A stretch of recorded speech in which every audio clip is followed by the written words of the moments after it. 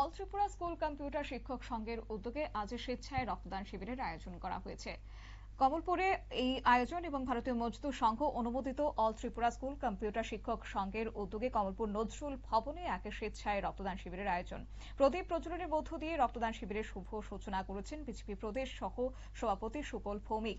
অনুষ্ঠানে উপস্থিত ছিলেন কমলপুরের বিধায়ক মনোজ কান্তি দেব, কমলপুর নগর পঞ্চায়েতের chairman Prashanta Sinha, all Tripura school computer শিক্ষক সংঘের সম্পাদক শুভঙ্কর রায়, বিশিষ্ট সমাজসেবী তপন যাদব সহ অন্যান্য বিশিষ্ট ব্যক্তিবর্গ। কি বললেন বিধায়ক মনোজ কান্তি দেব, শুনুন।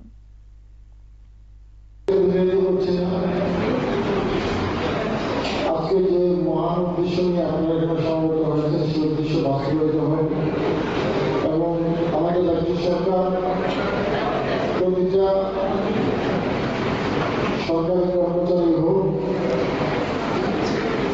ফিস পেয়ে কর্মচারী হোক, ডিআরডব্লিউ হোক এবং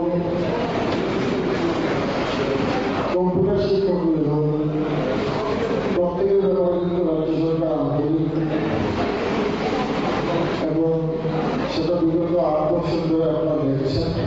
রাজ্য সরকার লাগাতার কানুন প্রক্রিয়া চালিয়ে রেখেছে, নিয়মিত নিয়োগ গ্রহণ করছে, যা মাধ্যমে কিছুদিন আগে নিয়োগ হয়েছে, অনেক সুযোগ রয়েছে, অন্যান্য প্রক্রিয়ার মাধ্যমে নিয়োগ চলছে, কারো কারো কোনো নিয়োগও হচ্ছে।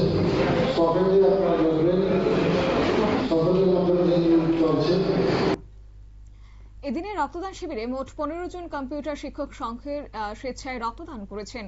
অনুষ্ঠানে বক্তব্য রাখতে গিয়ে উদ্বোধক সুবল ভৌমিক তিনি জানিয়েছেন, রক্তদান একটি মহৎ মানবিক কাজ। এছাড়াও অন্যান্য বিশিষ্ট অতিথিরা এই রক্তদানের যে উদ্যোগ গ্রহণ করা হয়েছে তার প্রশংসা করেছেন এবং মানুষের প্রয়োজনে এগিয়ে এসে রক্তদানের মাধ্যমে সমাজের প্রতি দায়বদ্ধতার পরিচয় দেওয়া যায় বলেও এদিন বক্তারা উল্লেখ করেছেন। অন্যদিকে কমলপুর বিধায়ক মনোজ কান্তি দেব তিনি বলেন, যুব সমাজের শিক্ষক সমাজের এই উদ্যোগ সমাজের মধ্যে ইতিবাচক বার্তা বহন করে ভবিষ্যতেও এই ধরনের মানবিক কর্মসূচি অব্যাহত থাকবে বলেও তিনি এদিন আশা প্রকাশ করেছেন। নিয়ে নিচ্ছে ছোট্ট একটি বিজ্ঞাপন বিরতির সঙ্গে থাকুন।